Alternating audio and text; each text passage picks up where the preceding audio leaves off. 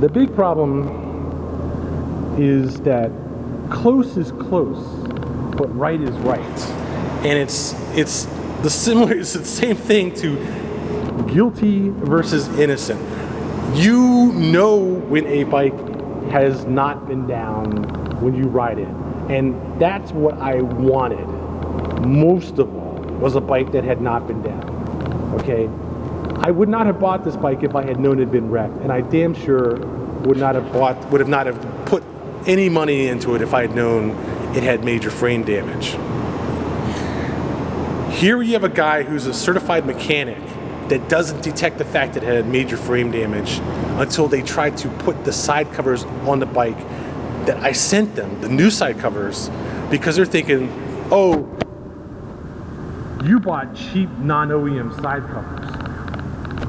That's why they don't fit. And I had to have them actually look in the inside and go, look, you see those serial numbers on the inside of that side cover? That's an OEM part. That's not some kind of cheap non-OEM part. That is a legitimate OEM part. They go, gee, maybe, I don't know why it doesn't fit there. Maybe there's something wrong with the mounts. Maybe we ought to check the mounts to see if the mounts are not straight. No, mounts were fine, okay? I don't want you going there bending the mounts to try to make that part fit. The frame is fucked. That's the problem. You guys did not detect the fact that the frame was bent, and that's why they did all that framework. Well, at least they did the frame. They didn't charge me on top of the cost of the framework for that work. Normally they would have charged a markup, I guess. But the frame is not perfect. It's not an unbent frame. The forks are not unbent. The triple clamps are not unbent. They're just straightened. That doesn't mean that they're right. There's a difference. And when you ride it, you can tell that difference. It doesn't handle awfully. I've ridden bikes. I've owned bikes. Trust me, my last bike had been dropped and severely bent, and then they got abused and vandalized and all kinds of stuff. And I just kept going back and forth and trying to get that frame, the forks and the triple clamp straight. Never quite could get it. Got it close, and then I had two issues with two sets of assholes who decided they were going to screw it up again. And by the time I sold it, it was worse than it was when I started. All because they kept up in my house and knocking the bike over in the middle of the night. Okay, you know when the frame is right. You know when the steering is right. You know when the handling is right, because the parts are basically in good shape. In factory spec. If, maybe not, the seals, the oil, the tires, the shocks, the bushings, that's one thing. The basic frame components are bent, that's something else, okay? This bike needs to get back into good, not having been wrecked condition. It needs a new frame, it needs new triple clamps, and it needs new forks. That's simple, okay? And trust me, $2,500 for the frame, those triple clamps, that's gonna be $250 for that top triple clamp, and it's going to be $600 or some odd dollars for the lower triple clamp.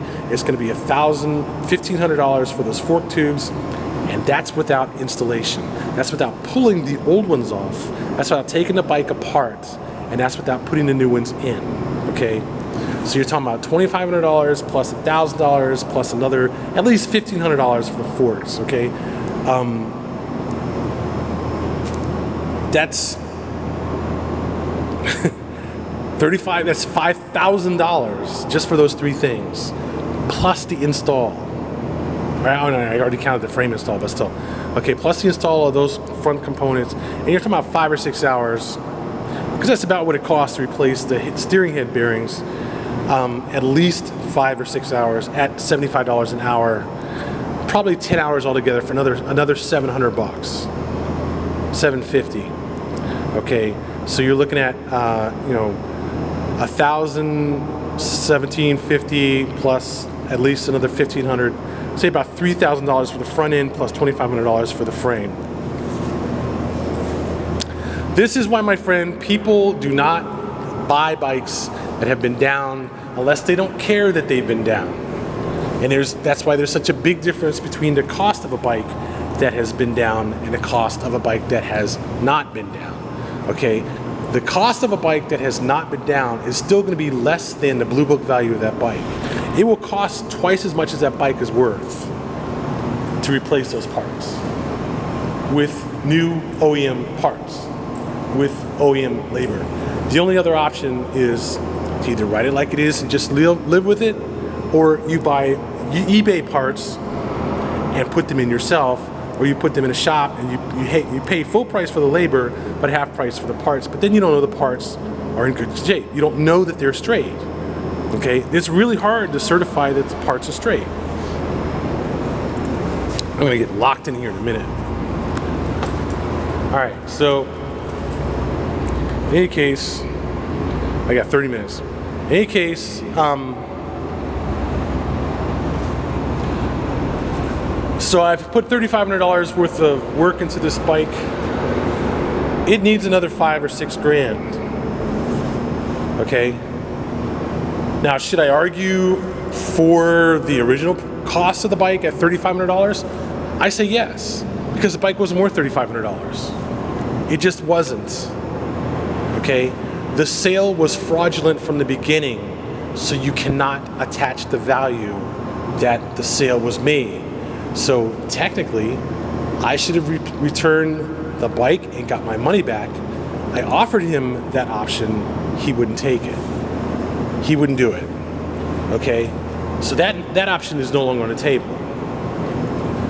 Now, what we've had to deal with is a year of additional nonsense behind this bike, on top of the fact that the registration wasn't even up to date. I had to pay $600 to get the registration up to date to get the tags. Okay? He didn't want to sign the title properly, so I had to spend $150 to get the title transferred. Okay? The guy was as difficult as he possibly could have been at every step of the way once he got his money. And that's why I want the $3,500 for the bike, because I've had to deal with this entire nightmare for no reason other than this guy's been a complete asshole. From the moment he listed that bike until the moment he gets a judgment that says, you're gonna have to pay X amount of dollars, and until he actually does pay it. And we're looking at a year already. Enough of this shit.